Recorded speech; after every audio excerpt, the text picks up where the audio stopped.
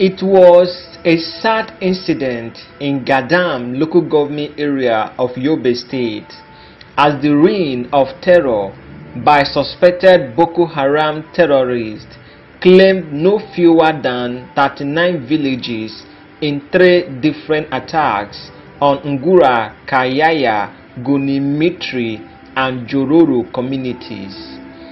Leadership Weekend gathered that the villagers were killed in attacks on Nguru, Kiyaya district.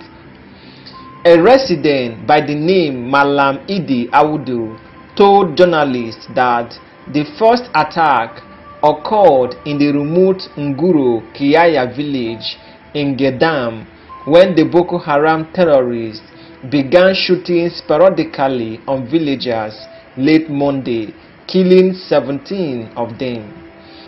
The gunmen who rode in 4 bicycles were said to have immediately touched houses, mostly built of thatch roofs and walls.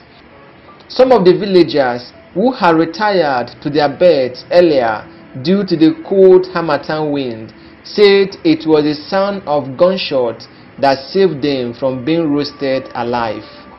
According to his words, "We were jolted out of our bedrooms by the sound of the gun to see that half of the village is on fire," a resident by the name Musa Lawan stated. He further stated that Boko Haram terrorists killed so many people and burned many houses in the 3 communities in Yobe state. It was learned that the suspected Boko Haram members shot 17 people dead, even as a landmine was used to kill 21 others who had gone to attend their burial. The Boko Haram insurgents burnt down the palace of the district head of Fushimiram in Gedam local government area of Yobe state. Eyewitnesses who told our correspondent that the insurgents headed straight for the district head's palace, but by the time they got there, he and his family had left the palace. Apart from setting the palace on fire, the suspected terrorists also went away with some foodstuffs and other valuable items belonging to the district head. One of the residents, who did not want his name to be mentioned, said the suspected Boko Haram members were on a revenge mission to eliminate the district head for the role he played in a planned onslaught by security agencies that led to the elimination of some Boko Haram members in the town. Speaking with the district head, Alhaji Zana Mohammed New Fushimiran, who confirmed the attack on his palace, said, "We want to tell you that when I got the information about it, I wrote a letter to the security operatives." Reading the content of the letter, he said, 159 Battalion Gidam and other security agencies. This is to inform you that today, 25th October 2023, in the evening at about 7 p.m., I received a report from my village Fushimiram that Boko Haram went to my palace and burnt down the whole compound to ashes. This is one of the most horrific attacks by Boko Haram members in recent times. For a burial group to be attacked shortly after the loss of their loved ones is beyond horrific condition. We have never seen this type of attitude for whatsoever reason. Another resident of the village, Musa Goni, who confirmed that the bomb went off at about 5:30 p.m. in Guni Mitiri village under Gumsatan in Gadam local government area of the state, killing 21 people and injuring a housewife. Leadership Weekend also learned that mourners in the village located some 20 kilometers away from Gadam town had gone to bury 17 victims of the gruesome murder on Monday morning, when hundreds of who were returning from the cemetery were attacked with explosives. Also speaking, The acting district head of Jororo village, Alhaji Mustafa Ali Musti, confirmed that the Boko Haram insurgents again invaded the Jororo community in Gadam local government area at 12 midnight on Wednesday and burnt down the village completely, killing residents.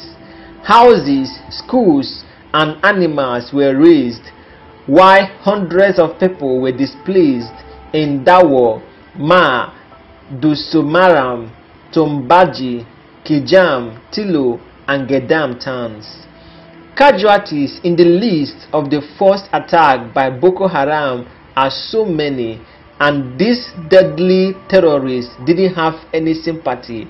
Rather, they wiped out so many people in the village, the statement concluded. Those who are presently undergoing treatment at the Maturu and Gadam Specialist Hospital are Alhaji Mudu Fundi and some other Muslims. Reacting to the attack, the Emir of Ngazagamo, Alhaji Tijani IBM Saleh Gedam, regretted that Gedam has witnessed several attacks by insurgents in the last 2 months, adding that it has culminated in the killing of hundreds of civilians and several men of the Nigerian Armed Forces as well as custom officers.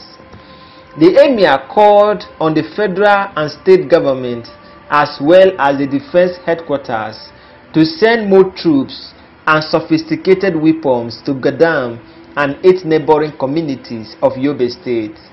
Following the twin attack, the Yobe State government on Wednesday summoned an emergency security meeting where it blamed extremists who entered the state from the neighboring Borno State for the attack.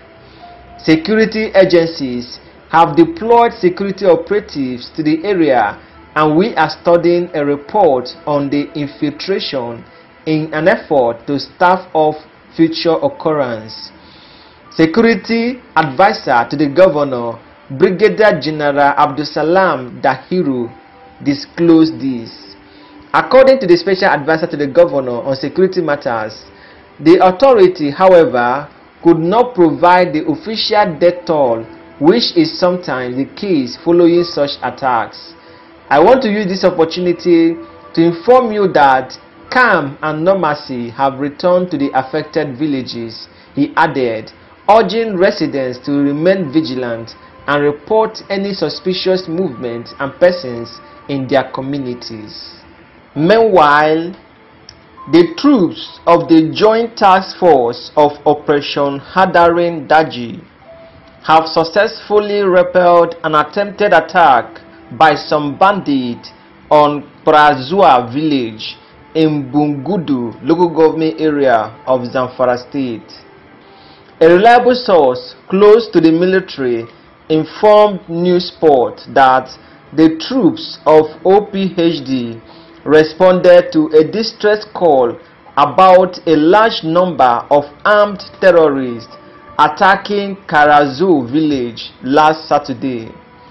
According to the source, as they approached the village, the Nigerian military troops were ambushed by armed terrorists.